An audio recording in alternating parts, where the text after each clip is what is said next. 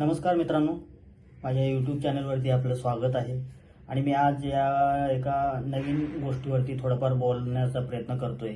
आणि त्याचं कारण जे आहे ते आता निवडणुकीची जी धामधूम चालू आहे, राजकीय नेत्यांचे, राजकीय उमेदवारांचे प्रचार सभा या सर्व गोष्टी चालू आहेत।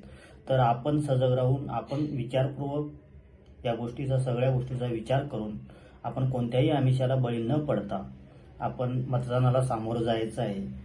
तर मला एवढं सांगायचं आहे की येणाऱ्या पुढच्या या काळासाठी आपण ज्या गोष्टी आपल्याला हव्या आहेत, गरजेच्या आहेत आणि ते कोण करू शकतं किंवा त्यातून कोणाच्या गोष्टी खरंच होण्यासारख्या आहेत।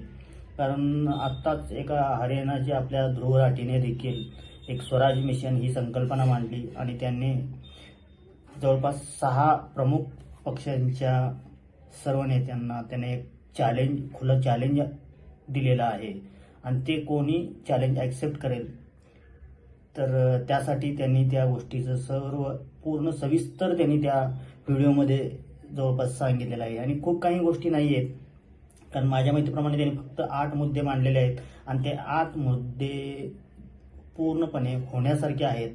पण खरंच ह्या गोष्टी हे येणारं कोणतंही सरकार असेल ते करू शकेल का, त्यातून कोण या चॅलेंजेस स्वीकारतायत हेही महत्त्वाचं आहे।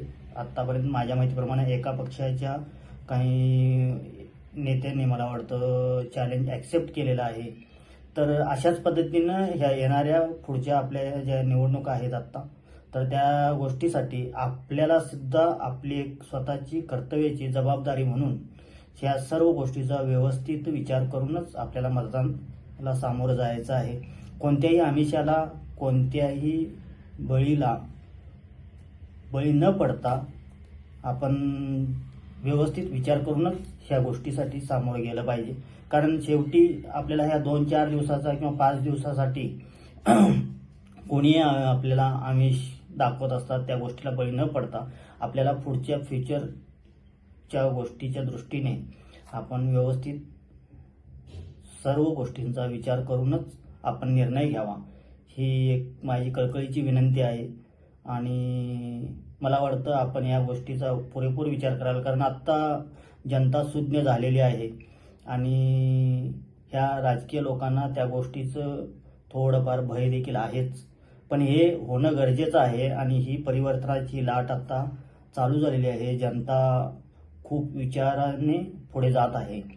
तर ह्या गोष्टीसाठी माझी एक कळकळीची विनंती राहील की आपण मतदानाला जाताना खूप जाणीवपूर्वक विचार करूनच आपलं मत हे योग्य उमेदवाराला देणं हे आपलं काम आहे।